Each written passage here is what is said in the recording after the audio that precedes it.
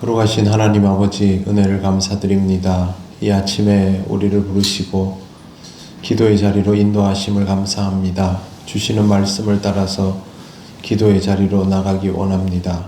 성령께서 우리를 인도하옵소서. 예수님 이름으로 기도드립니다. 아멘. 찬송가 259장 하나님께 찬양드립니다. 예수 십자가에 흘린 피로써 그대는 씻기어 있는가? 더러운 죄 희게 하는 능력을 그대는 참으지 않은가? 예수의 보혈로 그대는 씻기어 있는가? 마음속에 여러 가지 죄악이 깨끗이 씻기어 있는가? 주 예수와 밤낮으로 늘 함께 그대는 행동을 하는가? 아무 때나 어디서나 그대는 십자가 붙들고 있는가?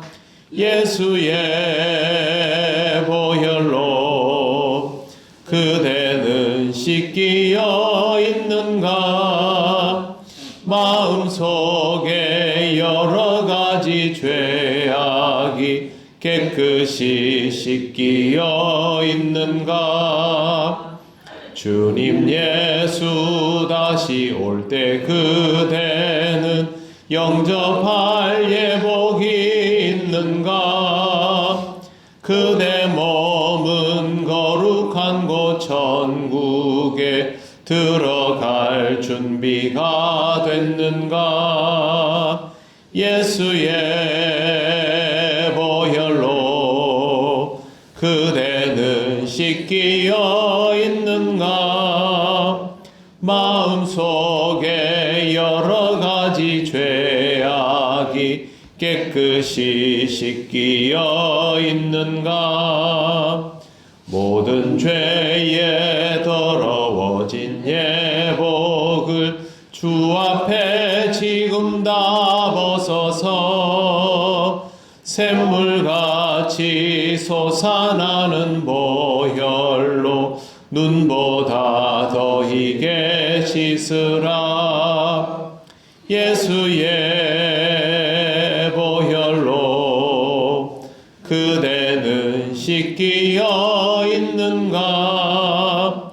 마음속에 여러 가지 죄악이 깨끗이 씻기어 있는가? 하나님 말씀 사도행전 28장 16절에서 25절까지입니다. 교독하겠습니다.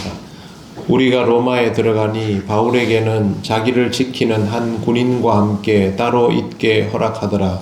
차후에 바울이 저희의 주문으로 그 사람을 찾아 그들이 모인 때에 여러 문제들아 내가 이스라엘 백성이나 우리 조상의 말씀을 결정한 일이 없는데 예루살렘에서 로마인의 손에 예수로 내주가 되었으니 로마인은 나를 신문하여 죽일 죄목이 없으므로 석방하려 하였으나 유대인들이 반대하기로 내가 하지 못하여 가이사에게 상소하며 내 민족을 고발하는 것이 아니하니라. 이러므로 너희를 보고 함께 이야기하려고 청하였으니 이스라엘의 소망으로 말미암아 내가 이 쇠사슬에 매인 바 되었노라. 그들이 이르되 우리가 유대에서 너희에게 대하는 기도가 되었고 또 유대인들과 와서 너희에 대하여 좋지 못한 것을 전하니 이야기한 이유도 없느니라. 이에 우리가 너의 사상이 어떠한가 듣고자 하니 이 바에 대하여는 어디서든지 반대를 받는 줄 알기 때문이라 하더라. 그들이 날짜를 정하고 그가 익숙한 집에 나오니 바울이 아침부터 저녁까지 방문하여 하나님의 나라를 주문하고 모세의 율법과 기자의 말을 가지고 예수에 대하여 하다. 그 말을 믿는 사람도 있고 믿지 아니하는 사람도 있어 서로 맞지 아니하여 흩어질 때에 바울이 한 말로 이르되 성령이 선지자 이사야를 통하여 너희 조상들에게 말씀하신 것이 옳도다. 아멘. 네, 이제 사도행전이 2시간 남았습니다. 오늘은 16절부터 말씀인데요. 바울이 로마로 들어가자마자 군인이 함께 따로 있게 되었다. 그렇게 나옵니다. 사실상 바울이 구금 상태가 되었다라는 뜻입니다. 3일이 지난 후 바울이 유대인 중에 높은 사람들을 청해서 자신이 여기까지 오게 된 이야기를 합니다. 이스라엘 백성이나 조상의 관습에 대하여 배척한 일이 없었는데 성전에서 붙들렸고 로마인들에게 죄인으로까지 넘겨지게 되었는데 로마인들이 죄가 없음을 알고 석방하려 했지만 유대인들이 극렬히 반대를 해서 거기서 붙들리지 않기 위해서 가이사의 법정까지 상소를 해서 오게 되었다라는 말을 합니다.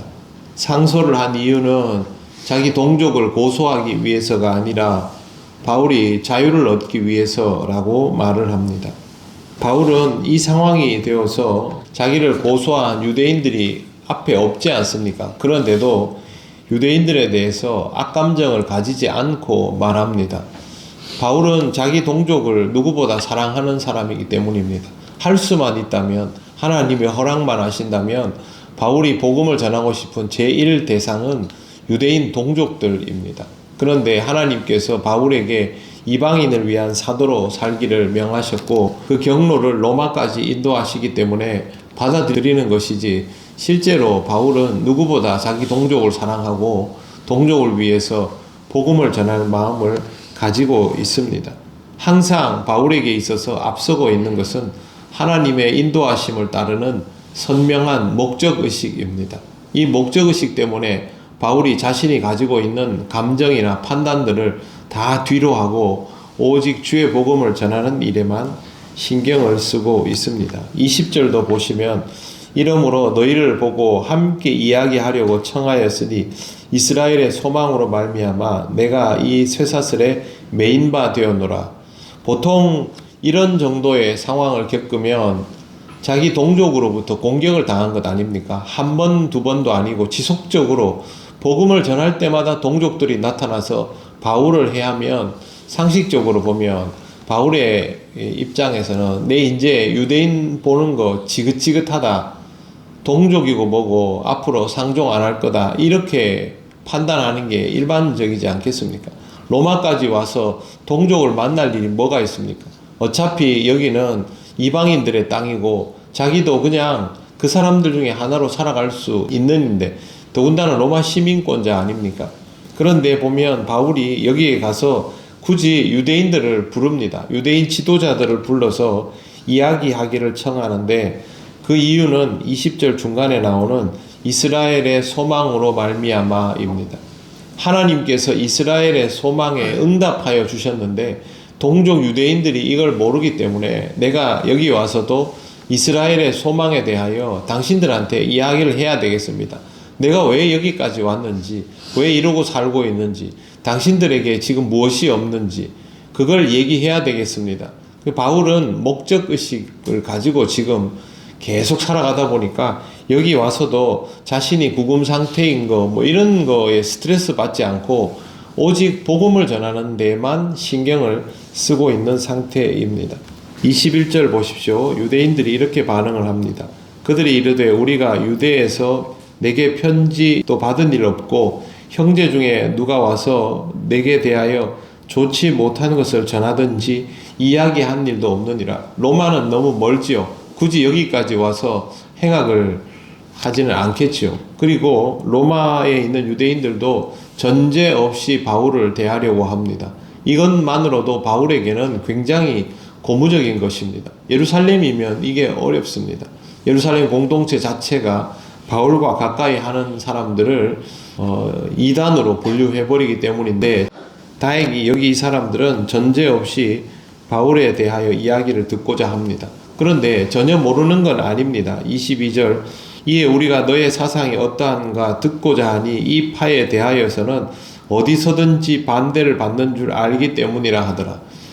들은 바 없다 얘기하지만 기독교에 대해서는 알고 있습니다. 기독교인들은 어느 지역에 가도 유대인들에게 좋은 대접을 받는 적이 한 번도 없기 때문에 그 말을 미리 합니다. 바울이 이걸 예상 못했을까요? 당연히 예상했겠죠. 그럼에도 불구하고 바울은 여기에서 주의 복음을 또 전합니다. 왜 그러냐면 이것 때문에 여기까지 왔기 때문이죠. 바울은 복음을 전할 목적으로 로마까지 왔으니까 여기에서도 당연히 복음을 전합니다. 정말 오히려 이 기회를 누구보다 기다리고 있을 사람이 바울이었기 때문이죠. 23절을 보십시오. 그들이 날짜를 정하고 그가 유숙하는 집에 많이 오니 바울이 아침부터 저녁까지 강론하여 하나님의 나라를 증언하고 모세의 율법과 선지자의 말을 가지고 예수에 대하여 권하더라. 바울에게는 아주 익숙한 일입니다. 하루를 날을 정하거나 아니면 며칠 기간을 정해서 이 기간 안에 계속해서 복음을 전하는 겁니다. 일주일 이렇게 옛날에 우리나라도 보면 대각성 집회 같은 데 보면 4일씩 5일씩 집회를 하면 평양에서 몇몇 교회에다가 이쪽에는 남자 저쪽에는 여자 모아놓고 집중 강론을 했는데 바울도 지금 그와 같은 방식으로 짧은 기간 안에 성경 전체에 대한 이야기를 이스라엘의 소망이라고 했으니까 구속사적으로 전했을 것입니다. 그런데 24절에 그 말을 믿는 사람도 있고 믿지 아니하는 사람도 있어 서로 맞지 아니하여 흩어질 때에 라고 됐습니다. 바울이 복음을 전하는 것을 우리가 직접 보지 못했지만 성경에 나와 있는 바울의 그 선포의 내용이나 가르침을 보면 경지가 얼마나 심오한지 알 수 있지 않습니까? 이 정도면 뭐를 나무랄 게 있습니까? 그럼에도 불구하고 복음을 받는 자도 있고 받지 아니하는 자도 있다라고 성경은 전합니다. 복음은 전한다고 다 받아들여지는 것이 아닙니다. 전했는데 받아들여지지 않다고 해서 내용이 무슨 문제가 있거나 그런 것도 아닙니다. 그냥 그대로 그렇습니다. 25절에 보면 선지자 이사야를 통하여 말씀하신 것이 옳도다라고 하는데 이거는 제가 마지막 시간에 하겠습니다. 실제로 복음을 전하면 누구는 받고 누구는 받아들여지지 않습니다. 하나님은 이걸 아시겠죠. 복음 증거는 성공과 실패의 핵심이 있는 것이 아닙니다. 하나님이 우리를 복음 전하게 하시는데 핵심이 있습니다. 전달이 되면 그 다음부터는 하나님이 역사하시는 것이죠. 그렇기 때문에 바울은 지금까지 이와 같은 일을 너무도 많이 겪었고 여기에서도 또 겪고 있는데 그냥 그대로 복음을 전하고 과연 하나님의 말씀대로 선지자 이사야를 통하여 이사야 6장 9절에 10절에 있는 내용을 인용한 것입니다. 그대로 그렇게 하나님의 역사가 이루어지는구나 라고 받아들이고 있습니다. 복음은 전할 수 있는 기쁨이 충만한 데서부터 출발합니다.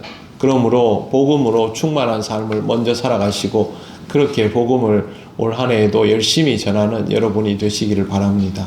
기도드리겠습니다. 하나님 감사합니다. 바울 여정의 막바지를 우리가 함께 들여다봅니다. 바울에게 있어서 기어이 로마에서도 복음 전할 수 있는 길이 열려 있음을 봅니다. 모든 사람이 믿고 받아들이는 것은 아니지만 그렇게 주의 복음이 전해지면 끝내는 주께서 그들을 변화시킬 것을 믿기에 바울이 복음을 전하는 것을 봅니다. 우리도 이 마음으로 올 한 해 동안 주의 복음을 전하게 하시고 이 복음을 가지고 살아가게 하옵소서. 복음을 전해받는 이들이 늘어나게 하시고 한 생명이라도 주님 앞으로 인도하게 하옵소서. 하나님 우리 모든 믿는 자들의 삶을 지켜주실 줄 믿사오며 예수님 이름으로 기도드립니다. 아멘. 하늘에 계신 우리 아버지, 아버지의 이름을 거룩하게 하시며 아버지의 나라가 오게 하시며 아버지의 뜻이 하늘에서와 같이 땅에서도 이루어지게 하소서. 오늘 우리에게 일용할 양식을 주시고 우리가 우리에게 잘못한 사람을 용서하여 준 것 같이 우리 죄를 용서하여 주시고 우리를 시험에 빠지지 않게 하시고 악에서 구하소서.